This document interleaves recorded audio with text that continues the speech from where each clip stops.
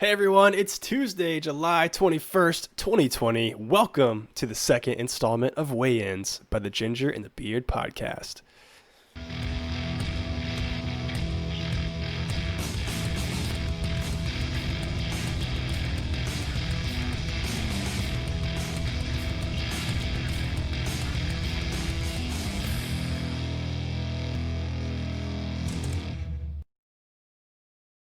All right, let's do this. What's up, guys? I'm AJ, aka the Ginger. And I'm Reese, aka The Beard. And as we mentioned, welcome back to Weigh-Ins, a spin-off series of the Ginger and the Beard podcast in which we focus 100% on happenings in the UFC. That could include fight recaps, news in the industry, matchup predictions, or just general rants about the sport that we love. Ready to get into this? Yes, sir, I am. I was just telling you before this show started, I was super ready to get into this and ready for a long night of gaming. And then out of nowhere, after the last hour or so, I came down with a fever, which is rising and falling at varying paces. But yeah, I got sick over this past weekend. My kids are back in school. And if you guys out there don't have kids, you might not know that daycares are little petri dishes of germs and disgustingness. So, of course, the 2-year-old brought something home and infected everyone. And so here I am thinking I'm recovered. And then coming back from Lowe's this evening, of course, I was wearing my mask. We were social distancing. Let's not freak out.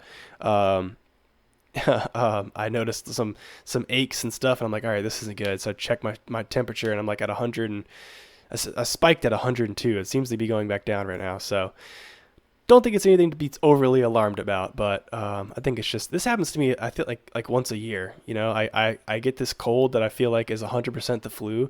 Before coronavirus or COVID was a thing, I'm like, all right, Shayna, I definitely have the flu. I need to go to the doctor and get checked. And she's like, you definitely don't have the flu. You have a man cold. And I'm like, I'm going to prove you wrong. I'm going to go to the doctor and he's going to come back with his nose swab and he's going to say, yep, you got it. You got the flu. And then Never happens.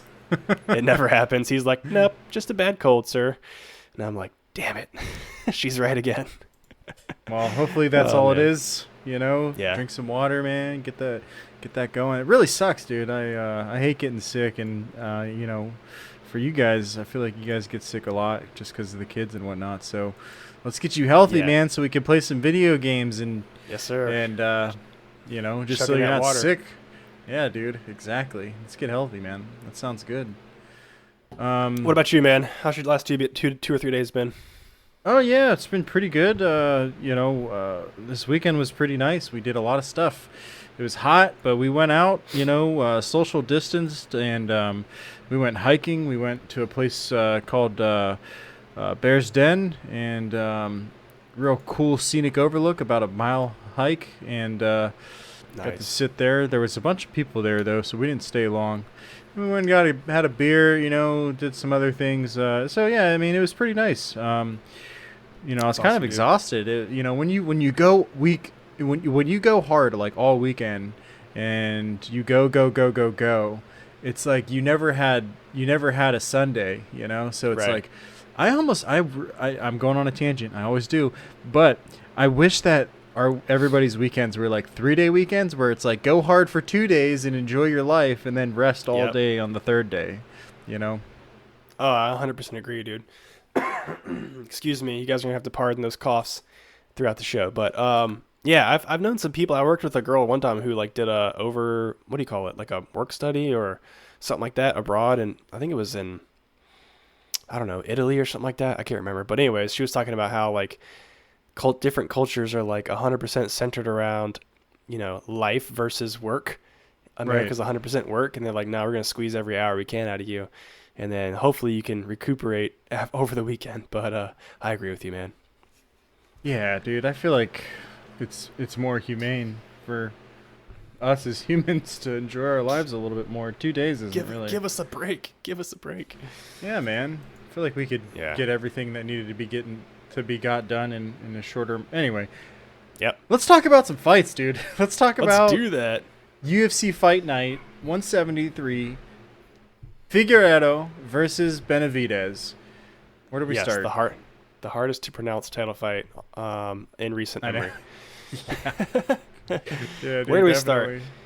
Yeah, I think let's start with the main fight, man. I think that's what most people were probably just there for. There wasn't a lot of like high class, fights on that card, maybe with the exception of the co-main. You guys can see the graphic on the screen now. If you're listening to this in your car, check out the YouTube video, or you might already know what the card looked like. But the only other interesting fight to me was the co-main, but we'll get to that in a Yeah. second. So, second title fight for Figueiredo versus Benavidez. So these two guys, they met up earlier this year in February, and if you guys remember, no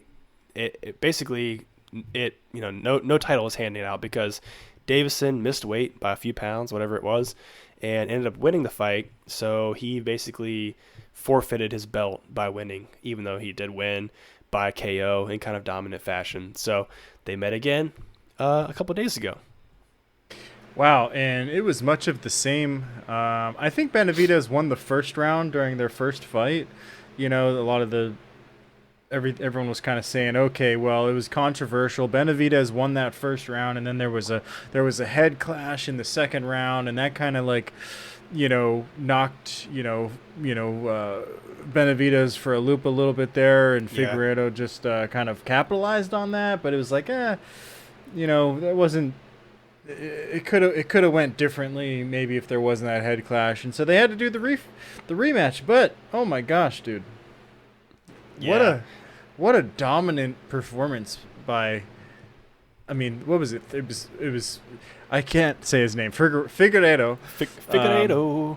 Figueredo knocked him down at least 3 times, I believe. I think you have some more stats on it, but. Yeah, Gosh, I think it was about 3 times. I know he had like 4 different submission attempts, which is what eventually took Benavidez out. But leading up to that, it was a 1-round fight, less than 2 minutes. He I hate to say it because Benavidez, like from what I hear, is like a pretty stand-up guy. He's actually married to Megan O'Leary, who's a UFC analyst. Yeah. Seems like a pretty stand-up guy. Figueiredo, on the other hand, just seems like a dog. Like he's just a killer, man. And that's kind of how you have to have that attitude in this day and age of UFC. He came out there and really just outclassed him, on the feet, outclassed him on the ground, and he rocked him early with like a pretty strong right hook. I think I remember, and it kind of I think they called it a flash knockout. Benavidez dropped to his knees, was able to recover, maybe 50%. And it was just kind of all downhill from there. I think he landed another hook, pretty much on the button and dropped him again a second time. And after that, they just took it to the ground, and Dieveson just kind of dominated from there. I feel like he just never had a chance to 100% recover. So I do have this. Yeah. I do have the stats here. It was 2 knockdowns. I thought it was 3, but I guess officially it was only 2 knockdowns. Here's something really interesting, and you're right. 4 submission attempts, no takedowns. So it was just like Anyway, so total strikes, right? So this is a crazy stat. Figueiredo threw 45 punches and connected with 40 of them. So that's 90% basically, 90% accuracy, which is insane. And all 40 of the and only in 35 of those 40 were significant strikes. So about 90% of those as well. And Benavidez had about half that. I don't really want to say the numbers. He had about half that. So it's like, but for him to have that kind of accuracy, 90% accuracy, and I'd say probably like 80% of his punches were significant, dude. That's pretty strong numbers. And I mean, you saw the fight ended, dude. It was lights out for Benavidez, which is really hard to watch. I was watching with my wife, and she didn't want to watch that. His eyes kind of like rolled in the back of his head, and it was a little graphic, Excuse me. Yeah, it definitely was. I mean, Benavidez, obviously, he wanted another shot. He wanted to clear the air and prove himself in this second matchup. He didn't like the way it went out the first time, which, looking back at the film, that first fight, that head clash actually looked like it was Benavidez's fault, just because he swings with his head, like he ducks his head, closes his eyes, and swings overhand. So if you're doing that, you're not looking, you're kind of destined for a head clash. But so it kind of honestly looked like, if not Benavidez's fault, just, complete accident, obviously. Yeah. But so he had something to prove coming out here. And yeah, I would agree with you. It was kind of hard to watch, especially the way he, it did go out.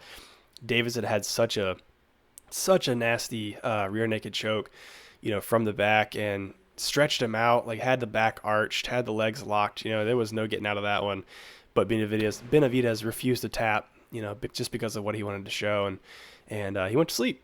And they stopped it. There, yep. Pretty bad, man. Well, that was that fight. So now, Figueiredo's the champ. Yep. Triple C, I think, had a couple words. I didn't really see it, but, I'd love to see him come back and fight Figueiredo. I wonder who would win in that fight. But, I'm just wondering who's next, man, because that weight class is, like, slim pickings. Oh yeah, for sure. Not a huge number of not a lot of big names on that in that weight class. I know Brandon Moreno is kind of talking a little bit right now and thinks he deserves a shot at the title. To be honest with you guys, I don't really know much about Brandon, so I can't really say for sure. But yeah, I think unless Cejudo comes back, which all signs point to eventually he's going to, because he just can't stop talking about it, can't stop watching, can't stop the talking. I think eventually Dana's going to pay him enough money and get him back there. But I think he would probably stand the best shot. But Dieveson looked good, man. He's looked accurate and strong, so that's kind of might be dangerous for Cejudo. Right, especially if Cejudo's got to drop all that weight, But I would love to see Cejudo. I don't want to spend a lot of time on Cejudo, but I kind of want to see him come back and fight Alexander Volkanovski. I honestly, like, the flyweights, I don't know, man. It just doesn't seem very competitive down there. Yeah, so if they got rid of it, it wouldn't really bother me. I feel bad for the fighters, but I mean, maybe some of them. I know. I'm pretty sure Dieveson dropped weight to get into flyweight. I think he might have fought a weight class higher, in some of his recent fights. So he probably could move back up. He's actually quite large for a flyweight. So yeah, he might have a route out of there, but. I think there's a lot of those guys could fight up, but yeah, who knows? Yeah, definitely. All right, so should we move on to our co-main, which I believe was the only other one that I was kind of hyped to see, and didn't get to see it. I do want to talk about the co-main, but I also want to talk about the third fight of the night very quickly as well. But let's talk about this co-main. And I'm not surprised that you weren't able to see it because it was over in 1 minute and 18 seconds in round 1. So you had the UFC app went out on you. I saw your post. Yeah, the ESPN Plus app, or I guess just ESPN app, just kind of shit the bed, I guess, if you want to say that. But I logged in. We were out kind of late that evening and had some things to do around the house before the fight. While the fights were going on. So I logged in kind of late, and I was like, as long as I get in time to watch the Gastelum Hermanson fight and then watch obviously the title fight, I'll be okay. And I tried tuning in right as I made perfect time. I was like, all right, man, they're doing their walkouts, because in the app it shows you, it's like what stage of the fight are they in. It shows you all the stats, like minute by minute updates. And so I opened the app, it's like, okay, they're doing their walkouts. And I'm like, this is perfect. So I click in to watch it, and it pops up this thing that's like, these for a second it was fine. And then it went away. It's like commercial break. And it was just like, hey, we're doing a commercial break. The event will be right back.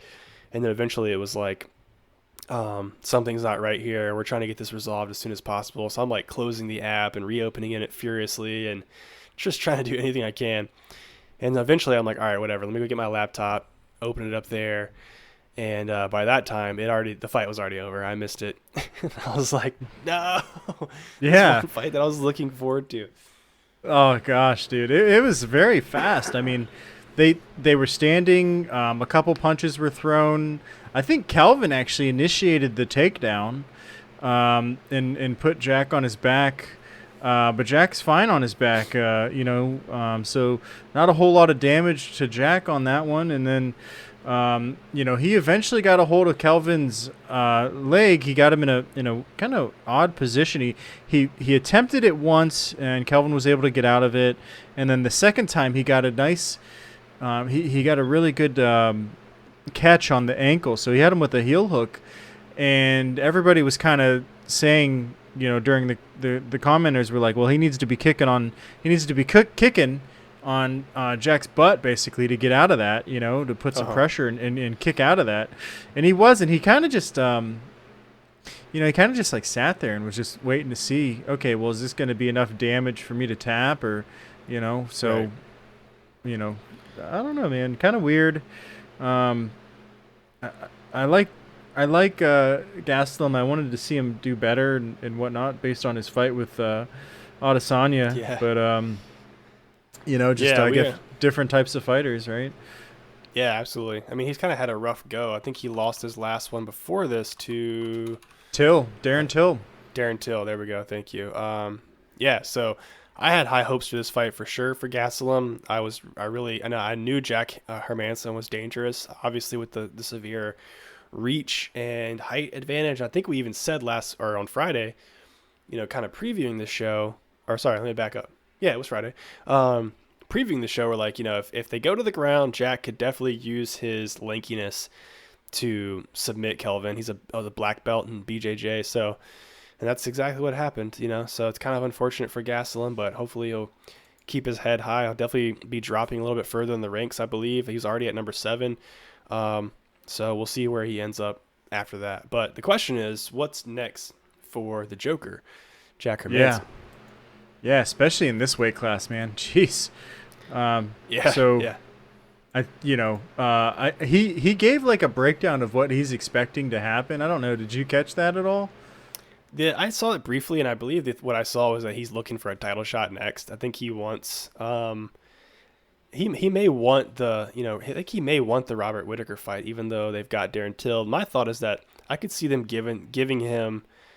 Jack Hermanson's he's number 6 before this fight, so he might go up another. He might go up another rank. So I guess we'll see. But I can see them putting him with Jared Cannonier, which would be a very scary prospect for Jack, because Jared's an absolute monster. But I could see that fight happening. If not that one, then maybe the loser of Whitaker Till. I could see that.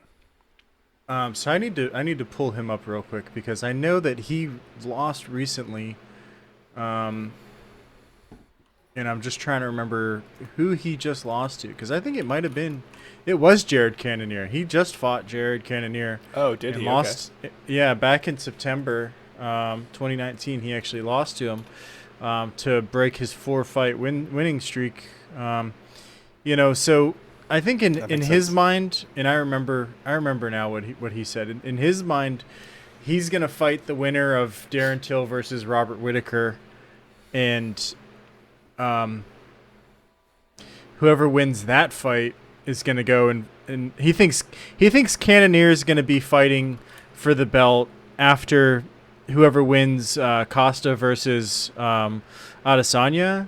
So he thinks Cannonier is going to fight there, and then he thinks he's going to fight the winner of Darren Till and Robert Whitaker, and the winner of like both of those sets of fights is going to fight for the championship. So whoever wins Adesanya versus Costa fights Cannonier. Whoever wins that fights the winner of Darren Till versus Robert Whitaker. Whoever wins that fights Jack Hermanson. So it's like effect. There's like 6 people involved and 3 on each side, and it's like whoever wins out of that like round robin kind of thing. That's what he's thinking in his mind. So he thinks he has Darren Till versus Robert Whitaker. Whoever wins next, we'll see. Okay, yeah, but why wouldn't they give the winner of that fight a title shot? I mean, Robert's already fought for the title shot. Darren has not. But I mean, I guess Darren did just lose to Masvidal not too long ago, about a year ago. I don't know. I don't know why they wouldn't give the winner of that fight a title shot first. But I mean, I guess Jared is a monster. He beat Anderson Silva. Am I saying that right? Yeah. Doesn't sound right. He did. Yeah, no, he did. It was like a medical stoppage. Even he hurt him bad. I can't remember if it was kidney punches or what, but it's Anderson Silva, and he beat Jack Hermanson. So yeah, I could see maybe they would give it to Cannonier. I don't know. I mean, that would be a great fight, no doubt, no matter who wins. I think they probably will. I don't think Jack Hermanson's gonna be. I don't think it's going to play out like he says it is. I think you're right. I think it's going to be whoever wins Darren Till versus Robert Whitaker will go probably fight for the belt, and I'm not really sure. I guess we'll see, right? It's Shelby and team will figure that out, and They're You know, going to who go where the knows? money takes them. They're going to go. I mean, that's the thing, man. It's so, like, you can sit here and be logistical all day, and you're like, okay, this person deserves the fight, but Jared Cannonier versus Adesanya would probably bring in bigger dollars than Jack Hermanson, Darren Till, or Robert Whitaker. So, got to look at it from that perspective too, I guess. Well, I think the Darren Till fight is lucrative as well. So I mean, I think it's a toss up. I do think the UFC wants Darren Till to win so that he can fight for it again, or fight for it. Because they were trying to build him up when he was in the next weight class down, welterweight, and didn't do so well. But yeah, man, who knows? It's all speculation at this point. So. Yep, I think maybe we'll have a better idea after this weekend because we've got UFC Fight Night 174, which is headlined by Darren Till and Robert Whitaker. Sorry, you had a third one to talk about. I'm sorry. Before we go into that, real quick, I just want to talk about Mark Diakiese versus Rafael Fiziev, and really focus on Rafael Fiziev here. So, if you didn't see that fight, I really think you should go watch it because have you ever seen The Matrix? Okay, it was like watching The Matrix, dude. The way that this guy was he was doing the limbo to dodge these leg kicks and whatnot. It was insane. And his accuracy was very good. He was landing 64% of the time. He had a takedown. He had 62% significant strikes, doing really well, and just everything about him. He controlled the fight. I think this guy's going to be somebody that we should watch out for in the future. He lives in Thailand, and he trains people in Muay Thai. So he's an actual coach in Muay Thai. That's impressive. And you could tell, yeah, man, you could tell, dude, his kicks when he was connecting, it sounded vicious, man. But that's all I wanted to say about that. He won via decision. I think everybody was in agreement that he kind of, I don't know about dominated, but definitely, was putting on a bit of a clinic there. So, yeah, man, watch out, Rafael Fiziev. All right, let's get into let's talk about this next fight coming up. Let's do this. You ready? Yep, absolutely. So yeah, like I was saying, I think after this weekend we might have a better idea of who might be next in line for the title in this division because we've got a card headlined by Darren Till and Robert Whitaker. So Whitaker right now #1 contender, Till sitting at #5 right now, but Till's out there, man. He makes sure that people don't forget about him. If you guys follow him on social, or rather if you don't, you definitely should. This dude cracks me up, and he gets a lot of spotlight before it because he essentially photoshops his face on all fighter faces. For instance, we should have got an image for this, but leading up to this card, he pulled an image of everyone fighting on the card and photoshopped his face over every single fighter. And it's just he just does stuff like that constantly. It makes fake fight posters and stuff. He's just poking the bear. The way I put it is he's just poking many different bears constantly. He wants to keep his name out there. He wants to remain relevant, and he's not doing it in the same way that a Conor or a Henry Cejudo or whoever else would do it by talking mad smack. He's just kind of poking, just constantly poking and keeping his face out there. So this definitely could be an interesting one. Oh, dude, I had no idea that he was even doing that, but I gotta find it now. So I'm gonna be looking that up. You should find you check him out on Instagram. He posted it to his Instagram if you want to search for it there. It was pretty recently. It might have been today actually, but he's a funny guy. But obviously Whitaker still the #1 contender, coming off of a loss to Adesanya. And Till's last fight was actually a victory over Gastelum. We mentioned that before, but he was KO'd before that by Jorge Masvidal. I think we all probably remember that one. Jorge, I think, caught him on a back step. He knocked him out on a back step. It was a nasty knockout. But regardless, Darren Till definitely has the skills, and he's got the height and the reach, and I could definitely see that being a pretty impressive fight, like you mentioned a minute ago. Yeah. As far as striking goes, I mean, Darren's got pretty good striking, but so does Robert Whitaker. I am a little bit afraid for Robert Whitaker, though, because I feel like he's more of a brawler, and I think Darren's maybe a little bit more technical. So, it's going to be kind of similar, I think, to the Gastelum fight. So you know, I think that Gastelum's kind of got a similar fighting style to Whitaker, where they're, you know, they're very good strikers and whatnot. But I don't know, man. I think Daren's going to win it technically. But who knows? We'll see.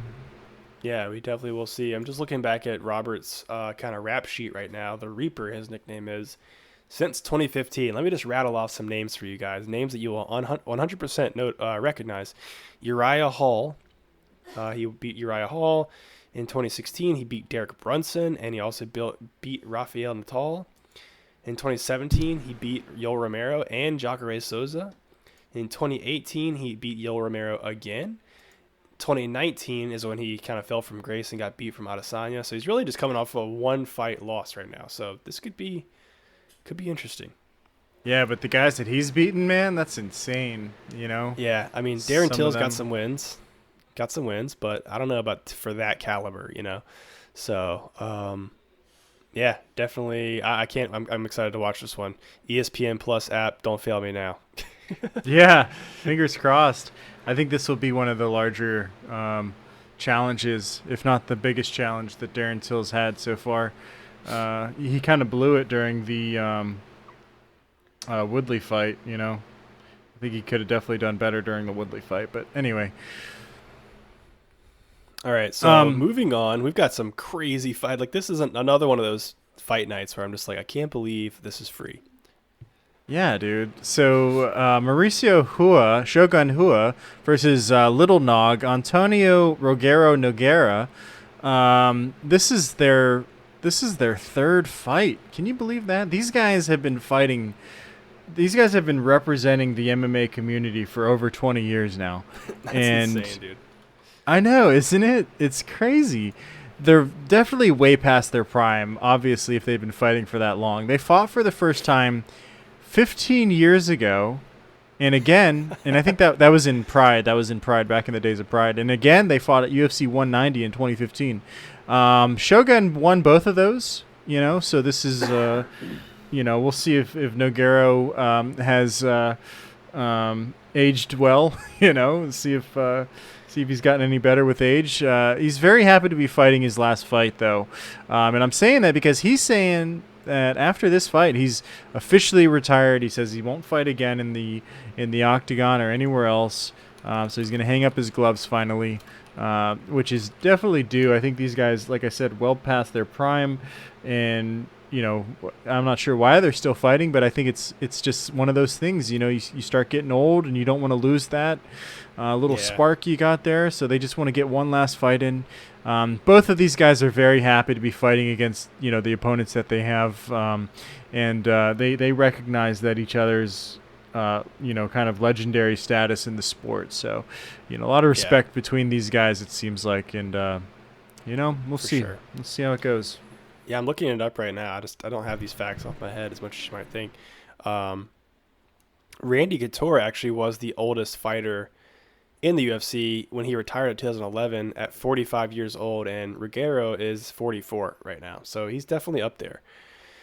Yeah, but Mauricio, not to be outdone, is 38, so he's not far behind. I mean, just to give you guys a little context of how long they've been, you know, in the game, Shogun's first fight was in 2007 in the UFC. First fight in the UFC is in 2007 against Forrest Griffin.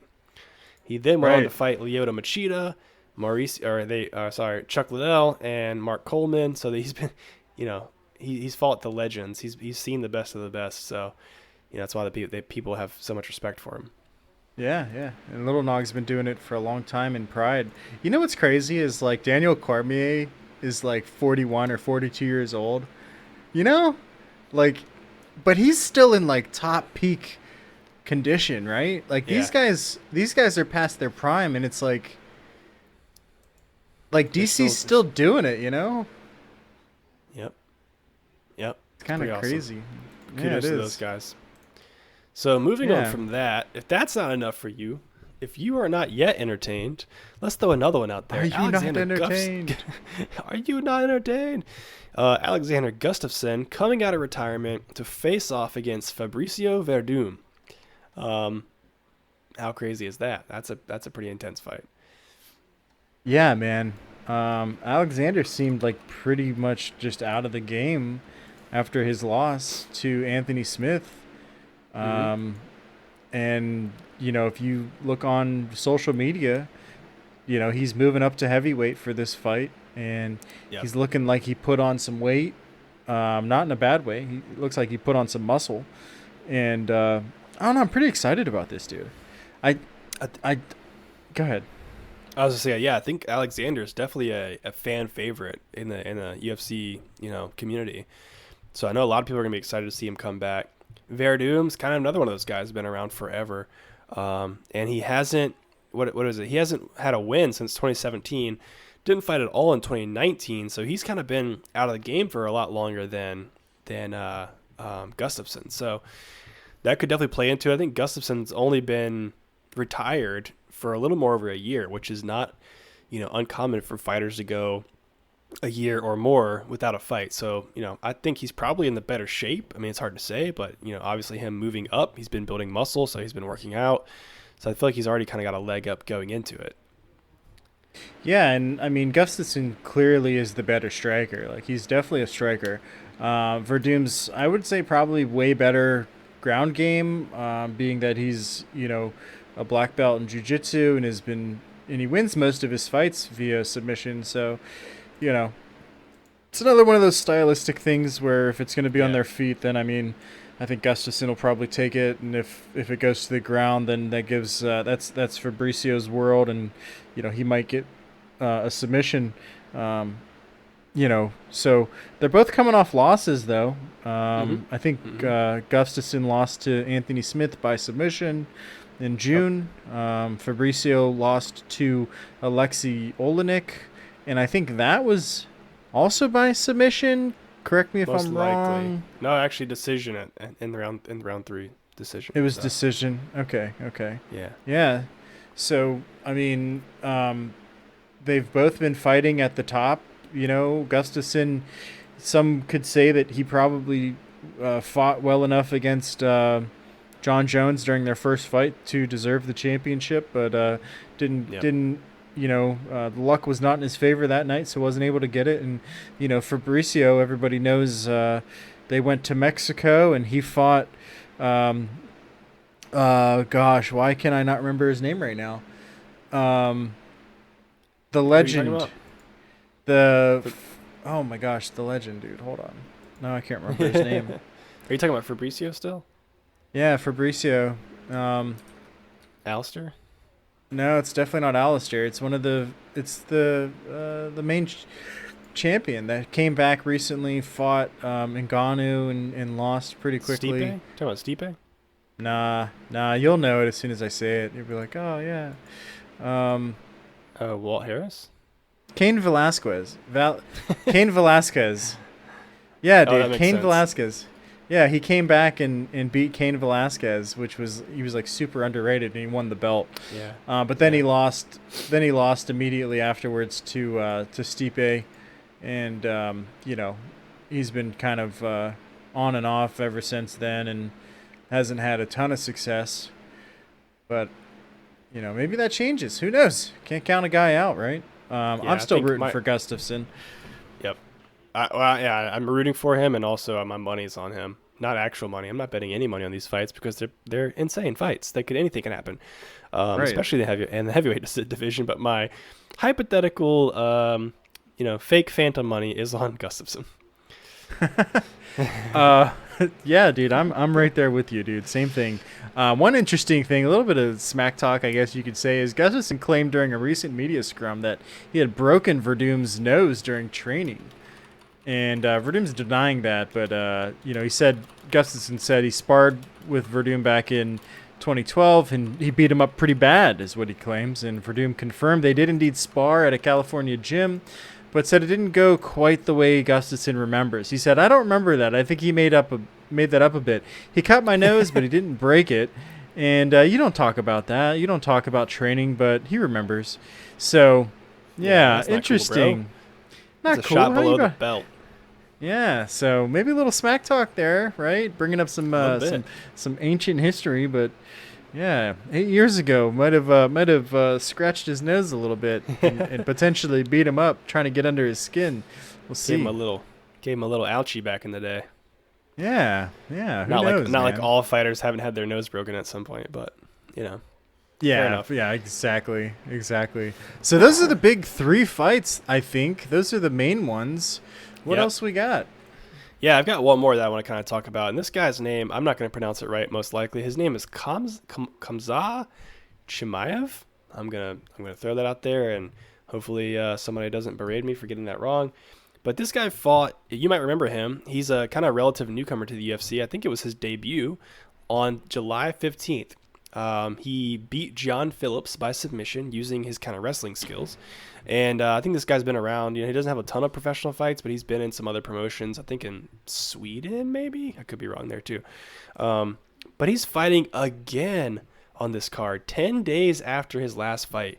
Not only that, but he's cutting down from welterweight to middleweight. So that's a lot of Wow. weight to cut in Yeah. 10 days, right? Like, come on.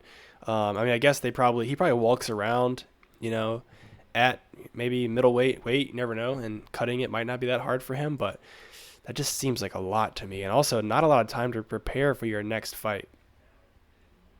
I So, mean, I even don't, for the guy he's fighting, though, 10 days. Like neither of those guys have a lot of time to prepare. So that's very interesting, true. man.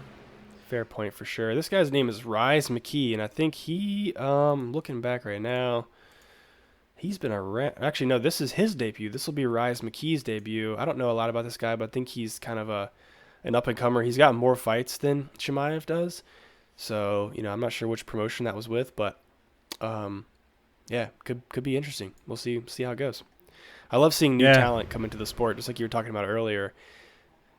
Because we've got so many top level champions right now. It's like, dude, we need to get some fresh blood in here to hopefully climb the ranks in the next year or two and start changing some belts. You know what I mean? Absolutely. We keep the boat rowing. I think it's really cool to see a go-getter like this to have that win and then just go up to Dana and be like, "Hey, give me another fight. Let's do this. I'm ready to fight again. I didn't take any damage. That was a good showcase. Let's do some more." So, Right. And also, he doesn't you have know, to fly back to wherever he's from, then back to Abu Dhabi again. So, yeah, let's just get this done so I can go home and sleep for like 2 years. I think that it would be really funny if he loses though, because it's like, hey man, maybe you shouldn't have taken that fight. yeah, Maybe I you guess didn't. I feel like it's kind of one of those interesting situations where it's like if he does lose, nobody's like super surprised. It's like, oh yeah, well he took the fight on 10 days notice. He just had a fight last week. Like he had to cut weight. So yeah, he lost, but let's still keep an eye on him. He's kind of in one of those like safety net zones, it feels like, but yeah.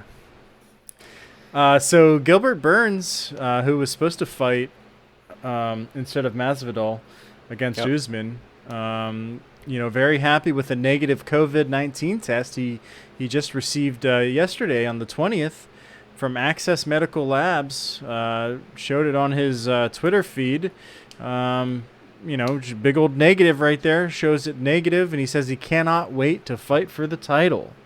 Yeah. I'm wondering, Yeah, good. are they going to Good give for him him. that fight? Yeah, yeah. Dana has actually came out and said that they are going to give him the fight next. They are going to give him, over all the stuff with Masvidal talking about he wants an immediate rematch. Dana came out publicly and said Gilbert Burns is next. I guess it's only fair, but I still don't really agree with the fact that they gave him that title shot to begin with. I don't think he really earned his way up there. Tyron Woodley. Let me just rant about Tyron Woodley really quick too. And also, Tyron, please don't hunt me down and beat me up because I feel like you're probably a nice guy.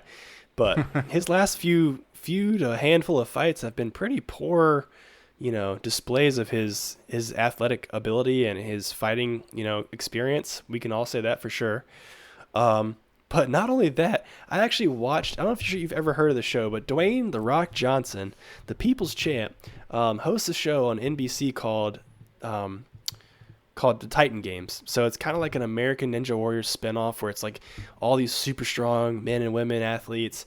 They compete with each other like in these like strength challenges, like having to lift these giant logs and carry them up these steep slopes and do all this crazy stuff. It's mildly entertaining. I definitely like American Ninja Warrior better, but regardless, this season they brought on some professional athletes to challenge some of the folks who just happen to be strong people, CrossFit people, this kind of stuff. And Tyron Woodley actually made an appearance.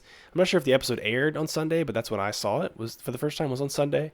And I had been waiting to see this because I'm like, all right, he's not making it happen in UFC right now. What's he going to do when he gets on this kind of a stage?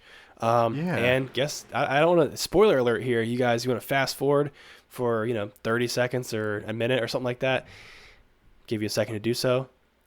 Tyron Woodley got his butt kicked by some dude who's like this country strong guy, as he claims. He's from like a tiny town in North Carolina. No professional like lifting experience.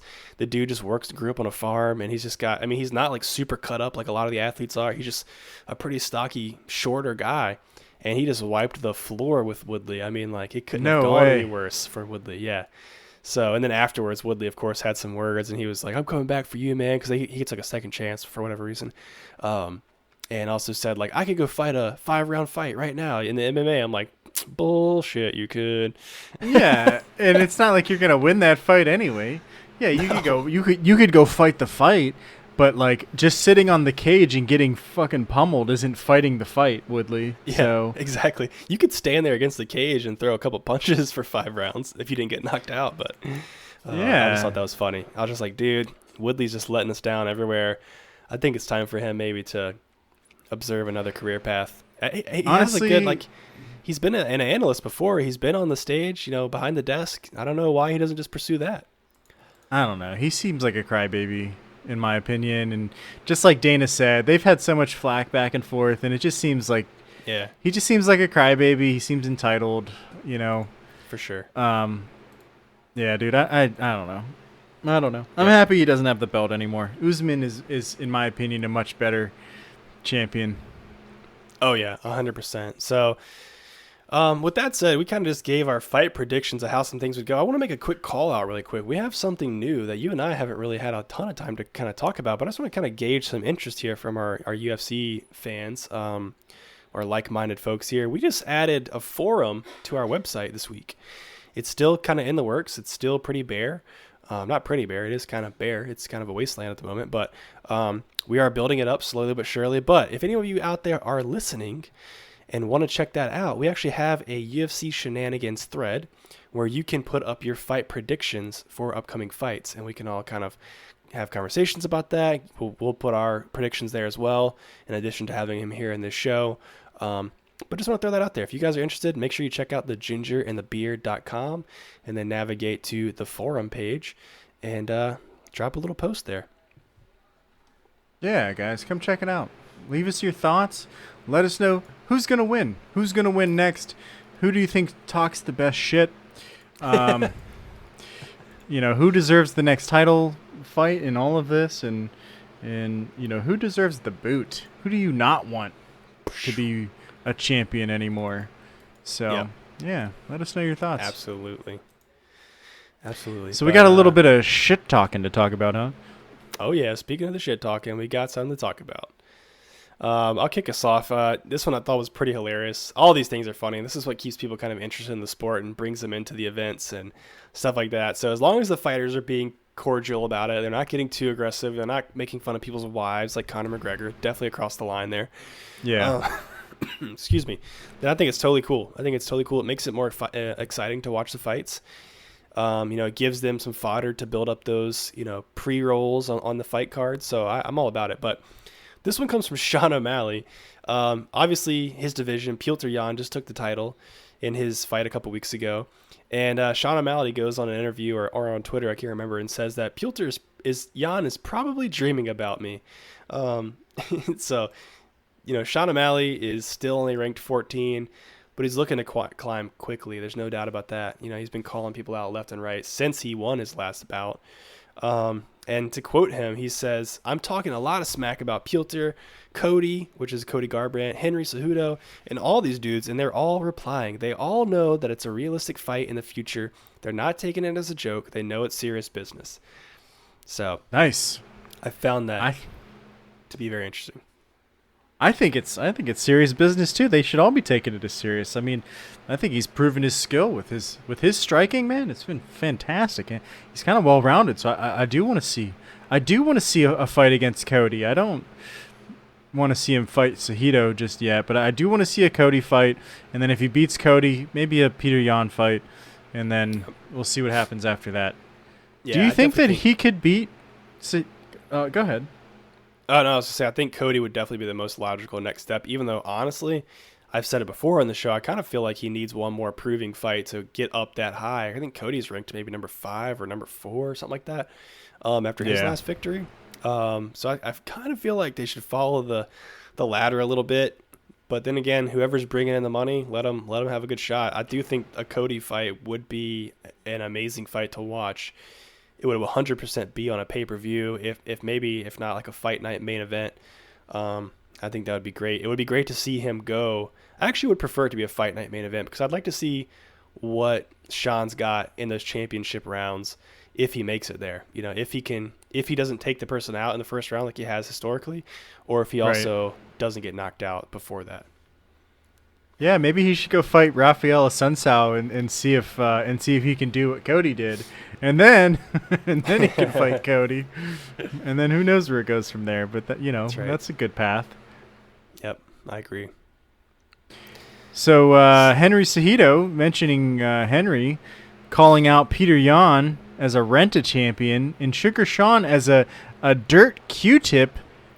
What the heck, dude? And again, asking Dana to please give him that overgrown midget.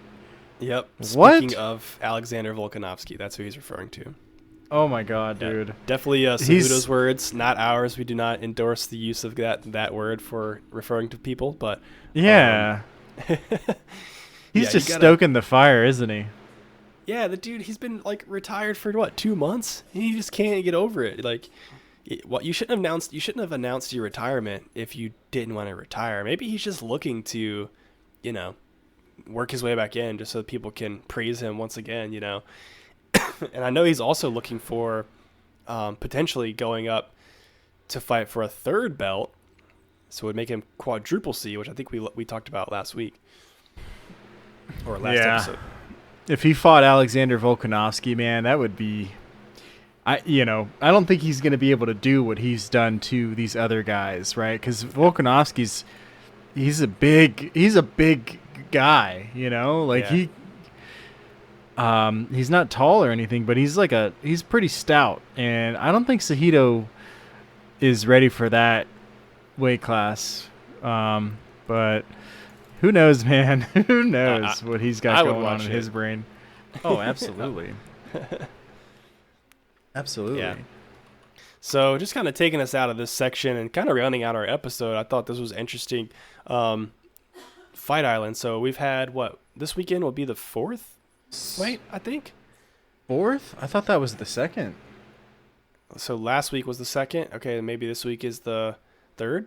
Yeah, this will be the 3rd, right? I think so. I'm going to have to double fact check that. But either way, Dana White already at this point is saying Fight Island, which honestly I feel like they should just drop that moniker. Like, stop calling it Fight Island. It's Yaz Island. There's like 4 theme parks there. There's like hotels all over the place. It's it's not what you hyped it up to be. But anyways, I know I work in marketing, so I understand. But Dana White has said Fight Island is the new Las Vegas and will likely feature a Khabib versus Gaethje matchup. So that would be cool to see that. Obviously, the longer this COVID goes on, the longer they're gonna have to fight at Yaz Island, at Fight Island, just because people like Khabib can't travel to the United States, and obviously people don't really want Americans in their country right now because we are the most heavily infected population, it seems like. But we were talking about this before the fight, and I'm curious what your thought is. Like, let's just say, 6 months down the road or something, hopefully it doesn't take that long. COVID is kind of under, we've kind of gotten over that. Travel restrictions are lifted.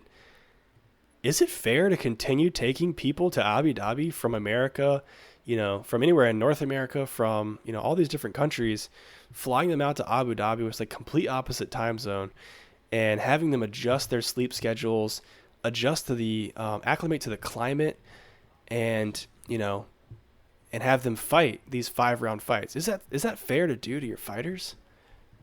I don't know if it's fair, right? But it's like, either they're going there or you're flying fighters in from all over the country to come to America, and that's not Yeah. fair to them either. So it's like, if you have this, one destination, then I mean, I think they like it because of, how well they treat the fighters there, how professional everything is, and they don't have to deal with like all of the craziness that it comes with the athletic commissions in America. Right. So right. I just think they like having that additional freedom where they're not under, the American government on a lot of this stuff. So, yeah, I don't know, man. I'm not against it. I'm not against it, but I think from like a financial aspect, it might be a little bit of a challenge. Sure. For them to Yeah, like keep flying people there. Yeah, because usually they try to structure the cards, obviously, with they try to stack the cards with people who are from that native country. If they're having a fight in Brazil, there's a lot of Brazil fighters. They're having a fight in America, there's a lot of American or Canadian or Mexican fighters, things like that. So I think they do that so the travel's not as expensive. But yeah, kind of interesting, I guess. To your point, it's kind of like Apple. Apple wants to try to manage the whole supply chain from top to bottom, and maybe the UFC can do a better a better job of that when it's somewhere like Abu Dhabi, in an establishment that they've kind of I don't think they constructed it, I think they're just using it, but maybe they have more control over it there than in Las Vegas. I'm kind of interested in exploring a little bit more, like, how does it actually work? I feel like I should know this by now, but I might do like a blog post or something, or maybe a forum post that talks about like behind the scenes, how do the fights on Yas Island works? Like which athletic commission are they using? They've got to be using someone. It's got to be Abu Dhabi have a good? Yeah, that's exactly what I was just gonna say. Is it's probably Abu Dhabi's athletic commission if they have one. Right. Yeah. I mean, so I don't know. Very interesting to look into. Kind of how are they treated at Yas Island? Do they have better amenities? Do they, they have to give these people a little bit of a longer time. I think some of this is at liberty of the fighters as well, to kind of get themselves out there in a more timely manner, so they have time to train at that altitude, at that climate, reacclimate to the time zone change. It's kind of on them, I feel like, to get out there soon enough. But what does the UFC do to kind of coordinate with that game plan? Yeah, dude, I agree with you 100%, man. There's definitely some questions that I want to know about, how it all works and whatnot. But, just one last thing, I guess, is they haven't established like a worldwide kind of like commission for these fights. I almost feel like there should just be like a worldwide agency that, takes into consideration all of these rules and standardizes everything, because from state to state, country to country, things change, and I think it needs to be standard in a way. Yeah, I 100% agree, man. Even as a viewer, like when and I'm somebody that's pretty highly not involved, but like pretty keen on the sport and how things work, but before almost every single fight, every single card, they're like, oh, the UFC has adopted these regulations of the Las Vegas or whatever athletic commission. I'm like, well, I don't know what those rules are. I need to like look this up and see, like, okay, like the last one I remember with the Dieveson and Benavidez card, they said, if a fighter has one knee down on the mat, they're considered down, and you can't, just like you can't when they're down on two knees, you can't knee them in the head and stuff like that. So that's obviously a large difference that these fighters are having to kind of train for, because this stuff's like ingrained in your muscle memory. If you see a guy who's got one knee down and you're used to fighting with those rules, you're just gonna throw a knee, right? Yeah. So I agree with you. Yeah. So I think that's it for us. So I just wanted to remind everybody to follow us here on Twitch, like and subscribe on YouTube. Also subscribe on your favorite podcast player. And if you really want to help us grow, share this episode with a friend, family, whoever else you want to share it with. As always, we appreciate your support, and we are glad you're here Please also Yes. don't forget to check out our new UFC Shenanigans forum thread. Guys, we're putting a lot of work into our website, and we want to hear you. We want to hear you. So make sure to stop Yes. on by the website, drop a forum post, and let's have a conversation. Yes, absolutely. Continue to grow the community of enthusiasts and viewers and fans alike. So yeah, like you said, thank you guys again for tuning in. Whether you're watching this on YouTube or listening to it in your car, I hope you guys are enjoying this new weigh-in series where we talk 100% about UFC. If you are, let us know in the comments on YouTube or send us a message on Twitter or Instagram. And we'll be seeing you guys on Friday as long as I don't test positive for coronavirus and am bedridden for the next week, which let's hope that doesn't happen. But until then, let's we'll see you don't do guys that. Next time. All right, Yeah, don't guys. do that. Thanks. We'll talk to you See ya. later. Bye.